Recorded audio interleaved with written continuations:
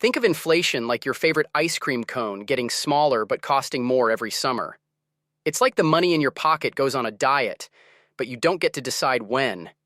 If you had $1 and last year it bought you a big scoop, this year it might only get you a half scoop.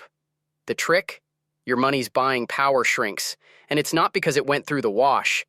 Inflation is a sneaky way that things get more expensive, but it's not necessarily bad. If it's slow and controlled, it can be a sign that the economy is doing well.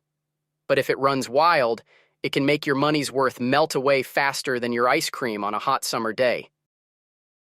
A recession is like the economy taking a nap, but it's not waking up refreshed. Imagine if your whole neighborhood decided to laze around, not doing much work. Lawns get shaggy, and no lemonade stands pop up. That's what happens during a recession. Businesses aren't bustling, people spend less, and jobs are harder to find. It's like the economy hits the pause button, and everyone's waiting for the play button to get hit again. Now, think about how during this sleepy time, some folks might start tightening their belts, skipping their Starbucks coffee, or putting off a vacation trip. This cautious behavior makes sense for individuals, but when everyone does it, it can make the nap drag on even longer. Fiscal policy is like when your parents manage the household budget. On a daily basis, they assess the family's financial situation and decide how to allocate resources. If money's tight, they may decide to cut back on certain non-essential expenses, such as ordering pizza from the local pizzeria. But if they're feeling flush, they might decide to treat everyone to pizza more frequently. Similarly, the government does this, but on a much larger scale. They constantly evaluate the country's economic situation and make decisions accordingly. When the economy is doing well, the government might decide to spend more generously on various sectors such as infrastructure, healthcare, and education. It's like throwing a pizza party for the entire nation. However, when the economy is not doing as well, the government might decide to save money and cut back on certain expenditures, much like having more home-cooked meals. This careful balancing act is crucial in maintaining a healthy economy, ensuring that the country does not spend beyond its means while still providing for the needs of its people. Monetary policy is like the central bank's magic wand for controlling the economy. It's an incredibly important and strategic regulation system, just as a thermostat is used to regulate the temperature within a house, preventing it from becoming too cold or too hot. When the economy is in a downturn or a recession, which can be compared to a cold spell, the central bank can step in to make it easier for individuals and businesses to borrow money. They do this by lowering the interest rates, thereby stimulating investment and consumption, which can stimulate economic growth and turn up the heat in the economy. On the other hand, when the economy is overheating, experiencing high levels of inflation, which could be compared to a hot spell, the central bank can cool things down by making borrowing more expensive. They do this by increasing the interest rates. Through this careful regulation of borrowing costs, the central bank is able to maintain a balanced economy, not too hot and not too cold, like a perfectly climate-controlled room where no sweater or shorts are necessary. Stagflation is a unique and often puzzling economic situation characterized by a peculiar combination of events. Picture an economy that seems to have taken up an unusual dance, where its growth is moving at a painfully slow pace, while prices are rapidly escalating like a cha-cha dance that's getting faster and faster.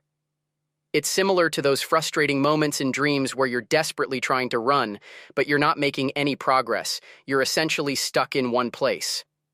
Now, simultaneously, imagine you're holding an ice cream cone that's melting at a crazy fast rate, so much so that you can't eat it quickly enough to prevent it from dripping all over your hand. That's a simple way to understand stagflation. It's an unwelcome mix of slow economic growth coupled with rapid price hikes, a scenario that every economy wants to avoid. This economic condition represents a challenging paradox that policymakers and economists often grapple with, as it defies traditional economic principles and is notoriously difficult to manage. Imagine you get a credit card with no limit. Dream come true, right? But everything you spend has to be paid back by your future self. That's like government spending and debt. The government spends money on things like schools and roads. However, if the government's expenditure exceeds the revenue it generates from taxes and other sources, it has to borrow money to make up for the deficit, thereby creating a debt. This debt isn't just going to disappear, though. Future taxpayers, which includes the future version of you, will have to foot the bill. Think of it as borrowing from your future allowance, but on a much larger scale.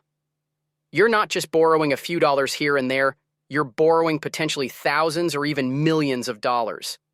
So while having a credit card with no limit may initially seem like a dream come true, the reality of having to eventually pay back everything you've spent can quickly turn that dream into a nightmare. A trade deficit is like if you had a lemonade stand. Imagine you've purchased essential supplies like lemons, sugar, and cups from a friend to make your lemonade. However, you didn't sell enough lemonade to cover your costs. You're in the hole, buddy. You've spent more than you've earned, creating a deficit. That's what happens when a country imports more than it exports. This can lead to a cycle of debt unless the balance of trade is rectified. So, in a nutshell, a trade deficit is like continually borrowing money to maintain a lifestyle, or in this case, an economy that is not supported by its own income. Unemployment is like if participants in a treasure hunt find themselves with fewer treasures than hunters. In this example, the treasures are jobs, and the hunt is driven by the economy. When there are not enough treasures for every eager treasure hunter, many are left wandering, hoping for new treasures to pop up. This situation causes frustration and disappointment. It's laden with anxiety as individuals await their opportunity to discover a treasure and re-engage with the hunt. They may feel as though they have been left behind, or that they are not as capable as those who have already found their treasures. Unemployment projects the harsh reality that not everyone will be able to secure a job, despite their best efforts and qualifications. GDP stands for Gross Domestic Product. GDP is like the scorecard of a country's economic game. It adds up everything produced, from video games to cars, to see how well the country is doing. If the GDP is up, the country is scoring goals, making more stuff, and generally winning. If it's down, it's like the country missed a penalty shot. Things could be better, and it's time to train harder. Beyond these fluctuations, GDP also hints at the nation's economic health, influencing decisions from government policy to individual investments. A rising GDP can boost confidence, encouraging spending and investment, while a falling GDP might lead to tightening belts and cautious financial planning. An economic depression is like a really, really long winter for the economy. It's so cold and dark that nobody wants to go out and spend money, businesses freeze up, and jobs are as rare as beach days in January. It's like the economy decides to hibernate, but someone forgot to wake it up. When the economic spring finally comes, it's a big deal because it means things are finally warming up. This can start with small signs, like an increase in consumer confidence, or a few new businesses popping up, signaling that the worst may be over. Governments and central banks might step in with policies and incentives to help accelerate this process. As the economic ice melts away, new opportunities for growth and employment bloom, slowly bringing the economic landscape back to life.